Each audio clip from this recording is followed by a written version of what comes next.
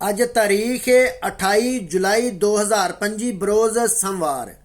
ਯੂਨਾਨ visa appointment ਦੇ ਹਵਾਲੇ ਨਾਲ ਬਹੁਤ ਸਾਰੇ ਵੀਰ ਭਰਾ ਪਾਕਿਸਤਾਨ ਤੋਂ ਵੀ ਇਨਬਾਕਸ ਮੈਸੇਜ ਕਰ ਰਹੇ ਨੇ ਕਿ ਕਿਆ ਯੂਨਾਨ ਐਮਬੈਸੀ ਜਿਹੜੀ ਇਸਲਾਮਾਬਾਦ ਪਾਕਿਸਤਾਨ ਦੇ ਅੰਦਰ ਹੈ ਉਹ ਹਾਲੇ ਵੀ ਮਸਲਸਲ ਅਪਾਇੰਟਮੈਂਟ ਦੇ ਰਹੀ ਹੈ ਜਾਂ ਵੀਜ਼ਾ ਅਪਾਇੰਟਮੈਂਟ ਕਲੋਜ਼ ਕਰ ਦਿੱਤੀ ਗਈ ਹੈ। ਪਹਿਲੇ ਨੰਬਰ ਤੇ तमाम ਵੀਰਾਂ ਨੂੰ ਇਸ ਬਾਤ ਤੋਂ ਮੈਂ ਅਪਡੇਟ ਕਰਨਾ ਚਾਹੁੰਦਾ ਵਾਂ कि यूनान एम्बैसी ने वीज़ा अपॉइंटमेंट क्लोज कर दी है और 13 अगस्त तक ऑलरेडी अपॉइंटमेंट जिहड़ियां ने बुक हो चुकी ने। तुसीं मेरी वीडियो स्क्रीन पर भी वेख सकते हो। अज की डेट के मुताबिक मैं सारे वीरां भरावां नूं अपडेट कर रहा वां और यूनान एम्बैसी की तरफों ही एक अपडेट जारी कर दी गई कि 13 अगस्त तक ऑलरेडी अपॉइंटमेंट जिहड़ियां ने बुक ने। 28 अगस्त नूं दोबारा तो अपॉइंटमेंट ओपन कीतियां जाणगियां। यानी कि इस बात तो भी तुहानूं सारिआं नूं अपडेट करदा जिहड़े पाकिस्तान बैठे हो ताकि तुहाडे नाल कोई बंदा भी नौसरबाजी या फ्रॉड ना कर सके। यूनान के अंदर 8 अगस्त या 9 अगस्त तो लैके ते 2 हफ्ते दीयां छुट्टियां ने, यानी कि 25 अगस्त तक।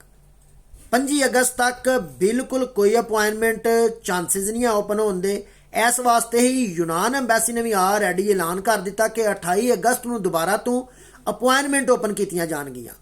और अज की डेट के मुताबिक तमाम वीरों को अपडेट करना चाहना वा 28 जुलाई 2025 बरोज सोमवार के मुताबिक कि यूनान एम्बैसी ने एक होर भी अपडेट जी शेयर की है कि जी एक नवी वैबसाइट से जिथे ते तुसी जाके अपॉइंटमेंट बुक करते सो वीजे की वो जड़ा लिंक है वह भी ओपन नहीं हो रहा।